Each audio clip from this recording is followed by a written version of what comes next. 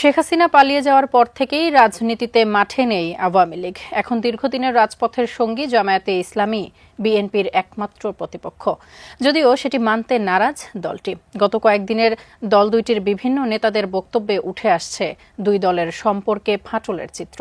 এবারে বিবিসিতে দেয়া মির্জা ফখরুলের এক সাক্ষাৎকারে উঠে এসেছে জামায়াতের সাথে বিএনপির টানাপোড়েনের কথা। সোহাগ বিশ্বাসের রিপোর্টে বিস্তারিত।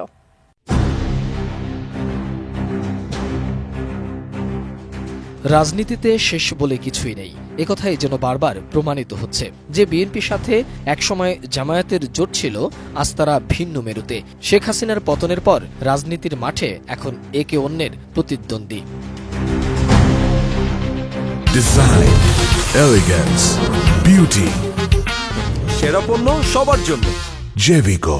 বৃহস্পতিবার রাতে বিবিসিতে প্রকাশিত মির্জা ফখরুলের এক সাক্ষাৎকারে উঠে এসেছে বিএনপির সাথে জামাতের সম্পর্ক ও বৈরিতার কথা, যেখানে ফখরুল বলেন জামাতের সাথে কোনো জোটে নেই তারা, নির্বাচন আসলে সবাই সবার প্রতিপক্ষ হয় জানিয়ে মির্জা ফখরুল বলেন, আমাদের প্রতিপক্ষ আছে আমরা মনে করি না।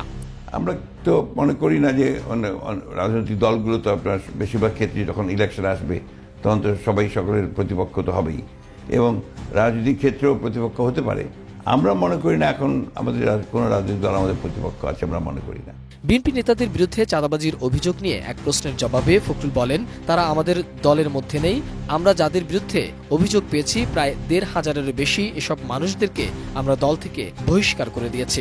তারা আমাদের দলের মধ্যে নই, আমরা তাদেরকে যে অভিযোগ পেয়েছি প্রায় ১৫০০-এর উপর বেশি এইসব মানুষকে আমরা দল থেকে বহিষ্কার করে দিয়েছি। আপনারা অনেকে বহিষ্কার করেছেন, এটা সত্যি, কিন্তু এটা তারপরও নিয়ন্ত্রণে আসছে না কেন? এখনো কিন্তু এটা হচ্ছে না, এটা নিয়ন্ত্রণে মানে আমাদের দলের লোকেরা এটা করছে, এখনো এই ধরনের কোনো সুস্পষ্ট আমি এখন পর্যন্ত আমরা পাইনি। যদি পাই আমরা সাথে সাথে তার বিরুদ্ধে ব্যবস্থা নেব।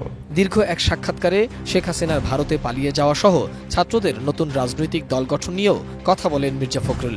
একটা স্ফুলিঙ্গের দরকার ছিল, সেই স্ফুলিঙ্গের ছাত্ররা জানিয়েছে, সেই জন্য গোটা জাতি তাদের কাছে কৃতজ্ঞ, আমরাও কৃতজ্ঞ, এবং আমরা মনে করি যে তারা ভ্যানগার্ডের কাজটা করতে সক্ষম হয়েছে। সে সময় আপনাদের ভূমিকা বা আপনাদের সাথে কোনো ধরনের যোগাযোগ সবসময় যোগাযোগ ছিল আমাদের। সেই সময় আমাদের প্রায় এই আন্দোলনে আমাদের যে হিসাব ৪২২ জনের মতো আমাদের ছেলেরা প্রাণ দিয়েছে এই আন্দোলনে। আমাদের প্রায় ৪-৫ হাজার মানুষ আপনার আহত হয়েছে। আমাদের সব বড় নেতারাই তো জেলে চলে গিয়েছিল সে সময়, সরকার ধরে নেওয়া গিয়েছিল। Senior leaders, standing committee members প্রায় ৩৫০০ এই ঢাকা জেলে ছিল ওই আন্দোলনের সময়। মোহাম্মদ সোহাগ বিশ্বাস, এটিএন নিউজ, ঢাকা।